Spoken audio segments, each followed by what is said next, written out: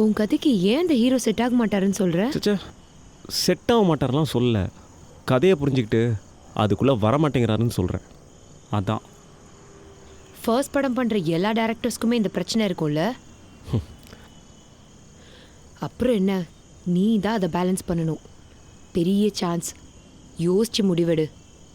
சில வாய்ப்புகள் நம்ம கையை விட்டு போகிறதுக்குள்ள நம்ம அதை யூஸ் பண்ணிக்கணும்.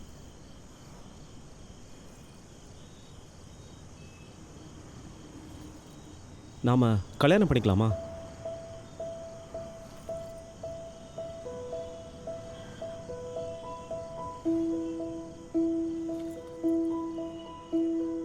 நான் எதை பற்றி பேசிகிட்டு இருக்கேன், நீ என்ன சொல்கிற?